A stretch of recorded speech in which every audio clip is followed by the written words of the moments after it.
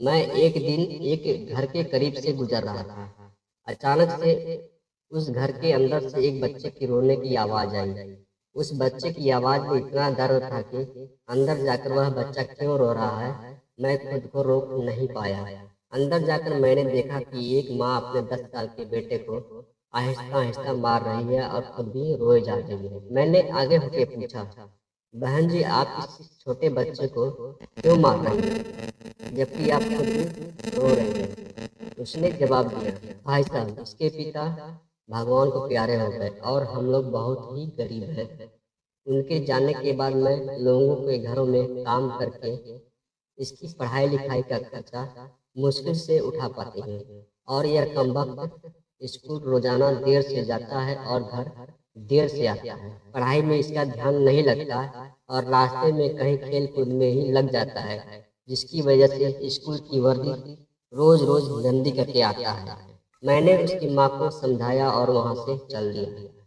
इस घटना को कुछ ही दिन बीते थे कि एक दिन सुबह सुबह कुछ काम से मैं सब्जी मंडी गया, तो अचानक मेरी नज़र उस 10 साल के बच्चे पर पड़ी जो रोजाना घर में मार खाता था।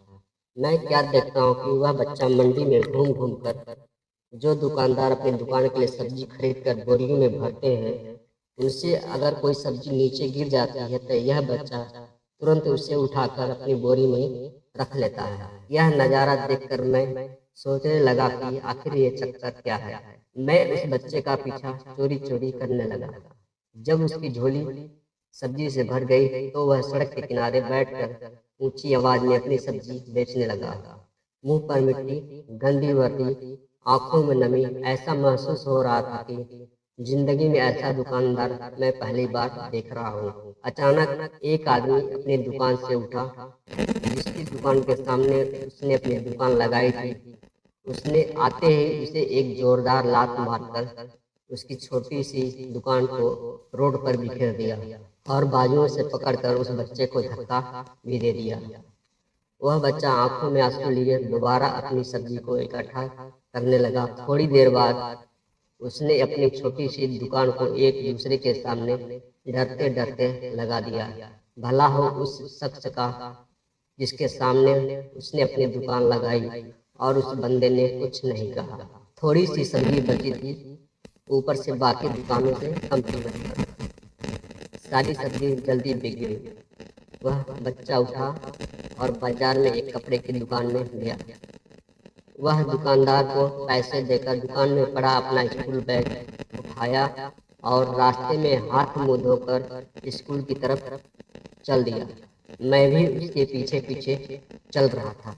जब वह बच्चा स्कूल आया तो करीब करीब 1 घंटा लेट हो चुका था, जिस पर उसके टीचर ने उसे डंडे से खूब मारा। मैंने जल्दी से जाकर टीचर को मना किया और समझाया कि मासूम बच्चा है, उसे मत मारो। टीचर ने कहा कि ये रोजाना 1 घंटे लेट आता है, इसलिए मैं रोजाना इसे सजा देता हूँ कि अगले दिन स्कूल सही वक्त पर आए, और मैं कई बार इसके घर पर भी शिकायत कर चुका हूँ। खैर, वह बच्चा मार खाने के बाद अपनी क्लास में बैठ गया और पढ़ाई करने लगा।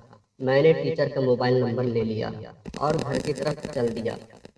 घर पर पहुंचकर यह एहसास हुआ कि मैं जिस काम के लिए मंडी गया था वह काम तो मैं भूल गया। बच्चे ने घर आकर एक बार फिर अपनी माँ से मार खाई होगी।